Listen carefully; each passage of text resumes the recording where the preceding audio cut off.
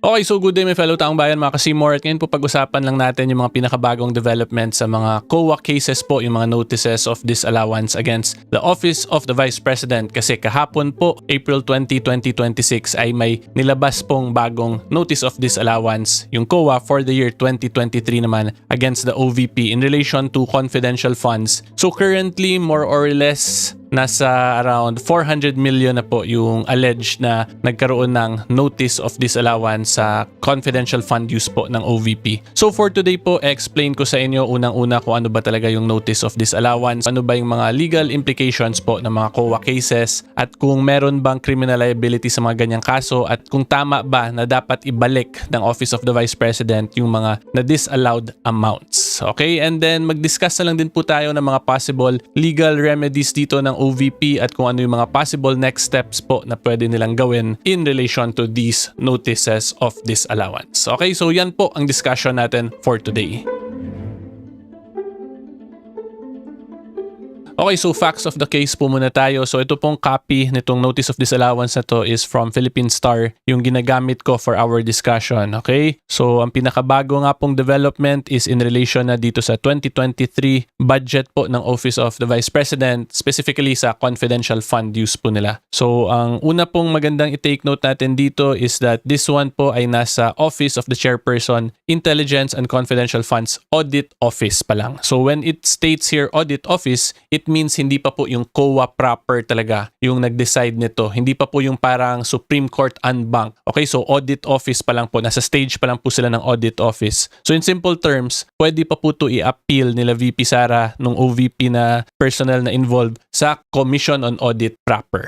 Okay, so again, notice of disallowance po. Alam naman po natin yan. It is directed to Honorable Sara Z. Duterte, VP of the Philippines, OVP. And then ito yung mga kasama, si Ms. Gina F. Acosta, Julieta L. Villa del Rey, mga personnel po ng OVP. And yung pinaka nangyari dito is that for the amount of 375 million pesos, so kita nyo naman po no, it is hereby disallowed in audit nitong audit office ng Office of the Chairperson ng Commission on Audit. Kaya notice of disallowance po yung tawag. Okay, so take note po disallowed in audit yung ginamit na term dito ng COA. And then yung next po na important na i-take note natin dito is this provision here or this part of this notice of disallowance kung saan sabi po, with this, the person named below have been determined to be responsible for the amount disallowed in this notice of disallowance. So si VP Duterte, si Ms. Acosta, Ms. Villa del Rey, and Colonel La Chica. So si VP is of course the head of the Office of the Vice President. So siya po yung approving officer, yung tawag dyan. So itong iba, hindi ko na lang i-discuss kasi hahaba po masyado yung discussion natin. Pero yung important i-take note, si VP being the head of the OVP as a national government office, siya po yung tinatawag na approving officer niyan in relation to confidential funds or government funds po in general.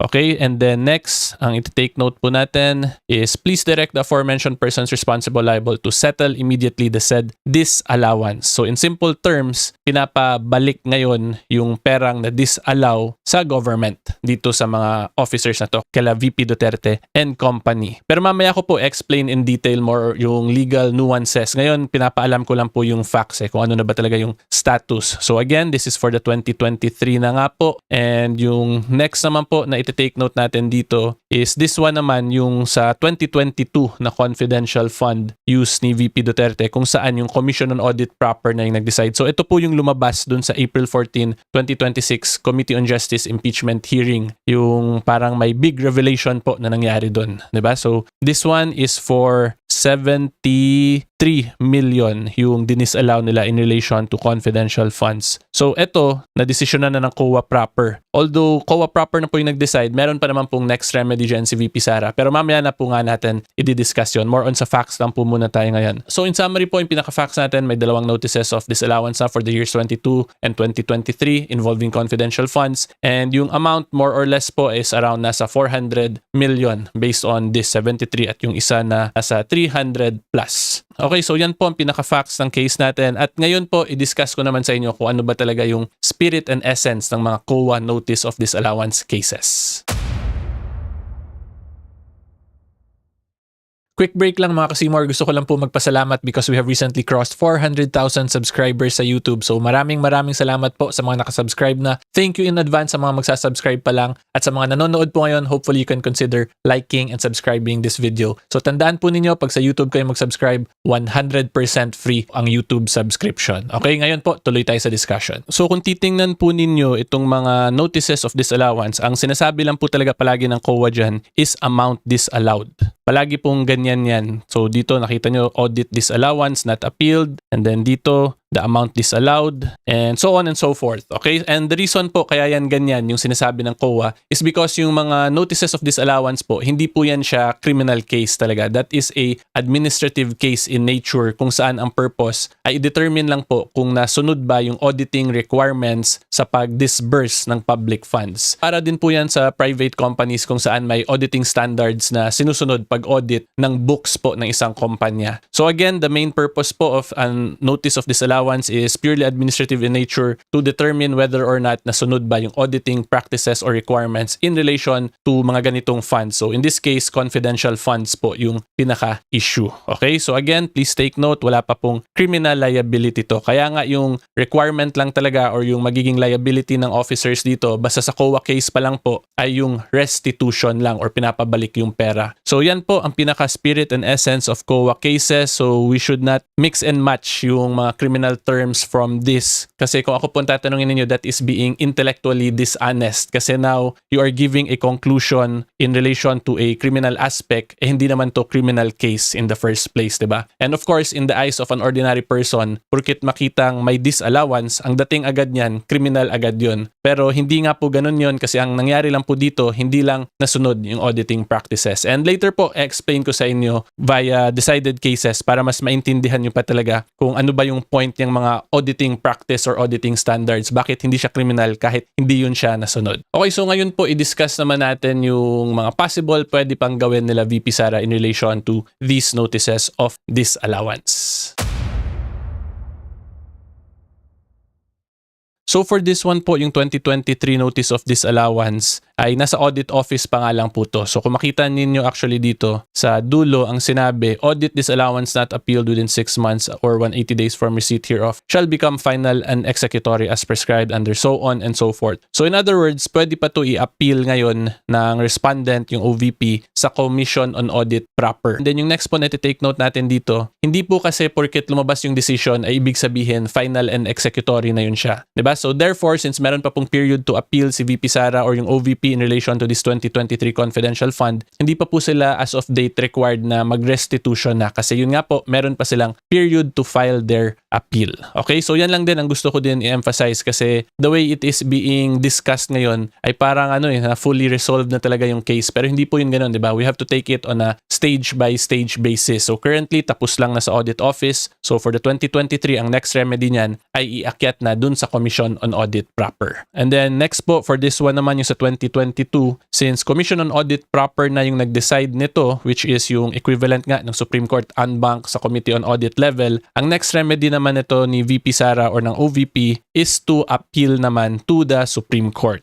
Okay, so this is similar lang din dun sa 2023 in the sense na hindi pa talaga to final and executory. Meaning, wala pang full determination of the issue kung whether or not nasunod ba yung auditing requirements ng Commission on Audit in relation to this confidential fund issue. So again, I am just fully explaining to you, to all of you po, yung stage by stage basis para hindi po kayo maguluhan kasi baka ma-confuse po kayo at may mga nakikita kayong post nagsasabi na dapat ibalik na daw yung pera, obligation na daw ibalik yung pera. Currently, hindi pa nga po kasi hindi pa final and executory yung decision. The only time po na magiging mandatory ang mga court orders as to the liabilities or penalties ay pag naging final and executory na siya. Therefore, unless and until ma-reach yung stage na yon at may period pa po to file a motion for reconsideration or appeal, hindi pa po tapos ang laban in simple terms. Okay, so yan po ang mga possible next steps na pwedeng gawin ng OVP in relation to these notices of disallowance. So ngayon po, mag-discuss naman tayo ng mga Supreme Court cases in relation to mga possible defenses po sa mga ganitong kaso. Kasi very interesting din talaga yung mga COA cases if you ask me kasi it appears na criminal in nature siya pero yun nga po, administrative in nature lang siya, audit lang yung tinitingnan and kinlarify talaga yan ng Supreme Court na hindi pang penalize yung COA cases. Okay, so anyway po, ipakita ko sa inyo yung cases para mas maintindihan nyo talaga.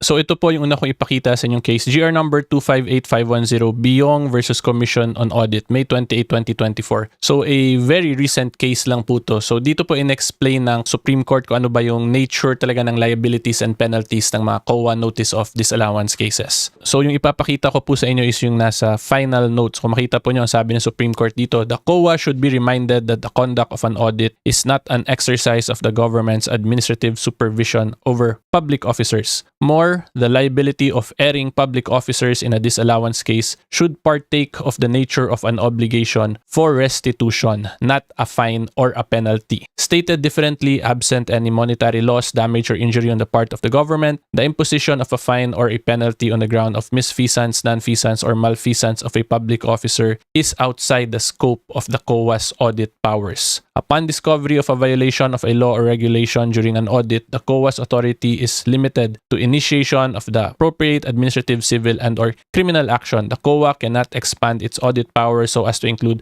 the imposition of administrative penalties on erring public officers. Kita po ninyo, limited lang po ang COA dito sa obligation of restitution, and even yung restitution po na yon, it is not considered nga as a fine or penalty, at hindi rin pwede maglagay ng penalties for misfeasance, nonfeasance, or malfeasance of a public officer, diba? It is outside the scope of the COA's audit powers. So yun nga po, ang pwede nila i-impose against a public officer na nagkaroon ng disallowance is restitution, and then pwede rin po sila mag-initiate ng appropriate administrative, civil, and/or criminal action, diba? Mag-initiate po dun sa proper case. Pero yung criminal case po yun, hindi po nila pwede isama dun sa notice of disallowance case. Okay? Kasi magkaiba nga po yun. In simple terms po, ang pinaka-purpose ng COA is the safeguard nga, diba, ng public funds in relation to their audit function, yung pag-review kung paano po ginamit yung pera ng taong bayan. Tapos kung may makita po silang mukhang may criminal act na tong ginagawa, ang gagawin nila is to initiate dapat the proper criminal case, or they can refer to the ombudsman, parang ombudsman po yung mag-process ngayon. Pero yun nga po, hindi nila pwede isama yung mga criminal liabilities na yan in a COA case. Therefore, yung pinaka-point ko talaga dito, hindi po automatic na may criminal liability porket may notice of disallowance. So again, I would just like to emphasize that kasi I'm sure kahit kayo po, mga ordinary members of the taong bayan, madami kayong nakikitang mga posts or article in relation to this notice of disallowance, tapos the way they portray it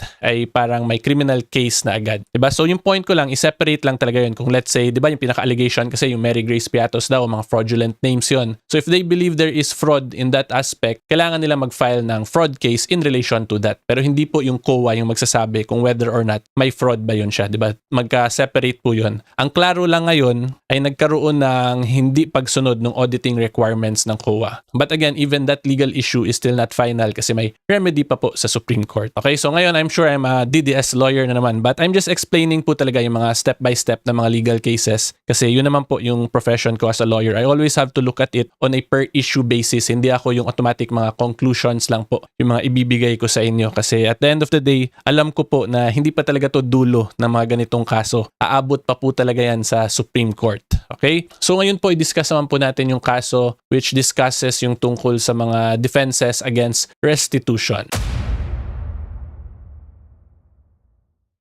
Okay, so yung next case po natin is GR number 244128, September 8, 2020, Madera et al. Versus Commission on Audit and COA Regional Office number 8. So ito po yung pinaka-landmark case ngayon actually when it comes to notice of disallowance cases kasi madami po silang in-establish dito na jurisprudence na nagiging basehan po ng mga more recent 2024 and 2025 cases. Okay, so anyway po, itong letter E, yung maganda nating i-discuss, the rules on return. So nagbigay po dito ng rules ngayon yung Supreme Court kung kailan required po magkaroon ng restitution or pagbabalik ng pera yung respondents at kung kailan naman hindi sila required na magbalik ng pera. Okay, so yung pinakauna po, number 1, if a notice of disallowance is set aside by the court, so this one po is the Supreme Court, yung tinutukoy na court dito, no return shall be required from any persons held liable therein. So it is very self-explanatory and straightforward. Pag in-overturn ng Supreme Court, hindi mo kailangan magkaroon ng restitution or gumawa ng restitution. Okay, wala naman po tayong kailangan nang i-explain dyan. And then pangalawa po, if a notice of disallowance is upheld, the rules on return are as follows. Okay, so bigyan ko lang din po kayo ng brief intro. Hindi po porket inapheld ng Supreme Court ay automatic magkaka-restitution agad. Subject pa po yun siya to itong A, B, C, and D. Okay, so moving forward, letter A po, approving and certifying officers. So in our discussion po, like what I stated earlier, si VP Sara po yung approving officer being the head of office ng Office of the Vice President. Okay, so she is an approving officer. So approving and certifying officers who acted in good faith in regular performance of official functions and with the diligence of a good father of the family are not civilly liable to return. Okay, consistent, so on and so forth, Administrative Code. So itong Section 38 Administrative Code, ito yung mga nagdi-discuss po tungkol sa liability or sa requirement ng restitution kung merong maling paggamit ng public funds. Okay, so kung makita po ninyo, basta may good faith, it was in the regular performance of official functions, at may diligence of a good father of the family. So this requirement po, yung diligence of a good father of the family, ibig sabihin lang nito, tinetest kung ano yung posibleng gawin po ng isang reasonable na mabait at matinong tao who is equivalent to a good father, diba? Kung ano yung tingin ng isang reasonabling tao sa mabait na tatay, ay yun yung gagawin pa rin niya sa circumstances na yon. And that means sufficient po yung ginawa ng approving or certifying officer na yon considering the circumstances. Diba? So ang point dito, kahit na po merong maling nagawa, pero yun nga, kung titingnan natin yung diligence of a good father of a family na test, tapos kung ibang tao ilagay mo, pero applying this test nga, ganun pa rin yung gagawin niya,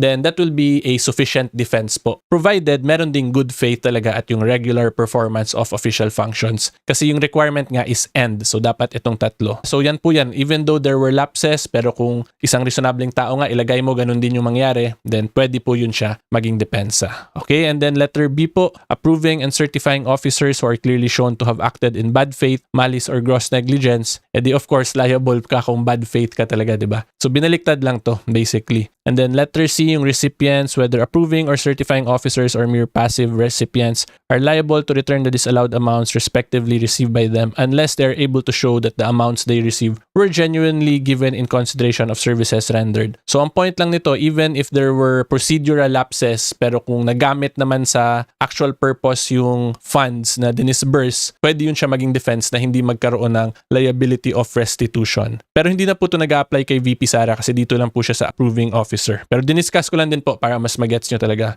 And then letter D, the court may likewise excuse the return of recipients based on undue prejudice, social justice, considerations, and other bona fide exceptions as it may determine on a case-to-case basis. So kung makita nyo overall, tinitingnan din po ng korte yung test of justice and equity, diba? Considering the circumstances. Kasi baka let's say nagkaroon ng emergency or in this case may confidential nga na argument. So hindi na nila nasunod yung proper auditing practices because maybe it is unreasonable considering the circumstances. So yan yung mga possible arguments yan. Kasi kung makita po ninyo, other bona fide exceptions, diba? As it may determine. Depende po yan sa court at kung paano ma-explain and defend ng respondents. So kung tingin ng court ngayon, pag nag-explain yung respondent na mukhang reasonable naman yung argument mo, mukhang honest ka naman despite your non-compliance with the procedural audit requirements, pwede pa rin yun siya maging defense para hindi ka magkaroon ng liability of restitution. Okay, so yung maganda dito, diniscuss din of course kung paano in-apply in this case yung mga rules na to. So i-discuss din po natin to.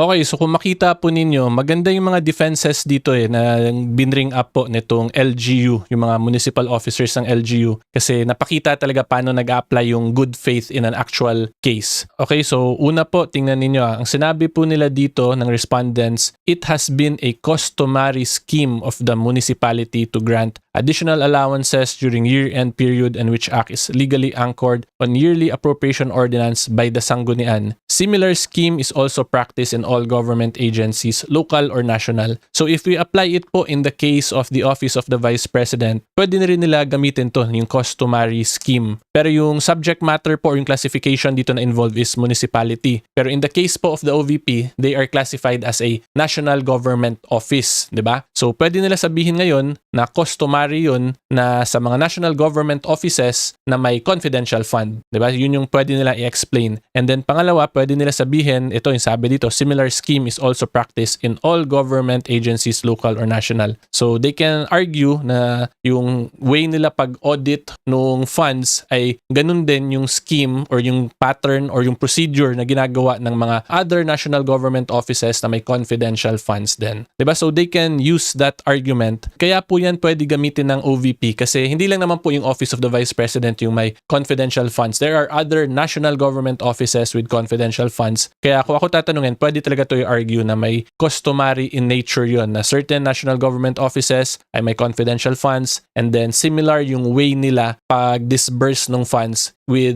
the other national government offices na may confidential funds din. And then pangalawa, ang sabi po nila dito, on such previous disbursements of the municipality, there were no disallowances issued by the COA or DBM. So kung hindi to first time na may confidential fund po yung OVP, pwede nila yun i-compare sa mga previous years or even in previous administrations kung ganun ba yung pag-liquidate din or auditing standard na ginawa nila ngayon. Kung mapakita nilang same yun, so ang question dyan ngayon, bakit hindi na disallow yung previous year at yung current year lang despite the similarity in the actions nila from the previous Office of the Vice President, from the previous administrations po of the OVP. Diba? So again, dito, previous disbursement na argument po yung ginamit ng municipality. Kasi yun nga po, ginagawa naman daw nila yun previously pero bakit daw dati hindi naman nagkakaroon ng notice of disallowance. Okay? And then yung next po nilang argument is yung June 26, 2014 when the notice of disallowance herein were issued, tumigil na po yung municipality sa paggawa ng ganong practice. So, di ba, alam naman po natin ngayon, yung OVP, wala na rin silang confidential funds. So, kung ako tatanungin, this is actually very similar po sa situation ng OVP. Naging iba lang yung classification ngayon ng respondent kasi dito municipality, pero yung OVP, National Government Office. So, I think we will have a new jurisprudence sooner or later in relation naman to national government offices sa confidential funds issues. So abangan din po natin yan because that will be a good legal precedent po for us practitioners, for law students, and for political observance. Okay? And yung question dyan ngayon, kasi tandaan po nyo, defenses pa lang to nung mga respondent. Hindi naman po ibig sabihin yan pag defense ginagrant eh. So tingnan natin ano yung naging response ng Supreme Court dito. So ito na po ang sabi ng Supreme Court. Applying the foregoing, the court accepts the arguments raised by the petitioners as badges of good faith. So yan po ang nangyari. Ginrant to ng Supreme Court. I'm not stating igagrant din to assuming ito yung magiging argument nila OVP kasi at the end of the day, iba rin yung circumstances kasi this is confidential funds kasi yung ginamit nila eh. Ito more on general funds lang to ng municipality in relation to mga benefits. So magandang legal issue din po yung kala OVP kasi makikita na talaga natin yung limits nung being confidential in nature ng confidential funds. Kung whether or not pwede ba talaga silipin yung mga resibo at malaman yung real names ng mga assets in confidential funds cases. So hopefully po mas nagets niyo kung ano ba talaga yung spirit and mga legal nuances po ng mga COA cases. So as a final remark po or a final note, una-una masabi ko basahin niyo po ito. Maganda to actually, itong final note din ng Supreme Court en banc dito. Pero as to me, ang masasabi ko po, itong case na to is a good example in the balancing of rights po or interests of the parties, which is yung right to accountability versus the right of public officers who simply acted in good faith and believed na tama yung ginagawa nila. Kasi dito, di ba, tinanggap yung defense or argument na customary practice na, yun din yung ginagawa sa ibang offices. Therefore, they honestly believe na tama yung ginagawa nila at wala silang nilalabag. Tapos at the end of the day, yung dinisburse silang funds ay nagamit naman talaga for the intended purpose in this case. So despite their procedural lapse, ay kinonsider ng court na hindi pa rin sila liable or valid yung defense nila of good faith. Diba? So this is a good example lang na yung Supreme Court natin ay magaling magbalanse ng mga karapatan po ng parties. Kasi in public service po talaga it is very complicated kasi diba minsan gusto mo tumulong agad pero ang daming mga paliko-liko, ang daming bureaucracy, ang daming red tape. Tapos sa tagal or sa dami ng procedure, minsan hindi na nasosolve yung problem hanggang magkakaroon na naman ng bagong problem. But of course, yung kailangan din talaga i-balance din dito ay hindi yun maging excuse na lang para magkaroon ng abuses din po sa public funds natin. So yun lang talaga, balancing of rights po talaga is very key in the justice or the judicial system natin. So yan lang po ang masabi ko as to this legal issue. Hopefully, klaro po yan. If you like more legal videos and current events, subscribe lang po kayo sa channel ko. And until next time, see you all po. Bye-bye!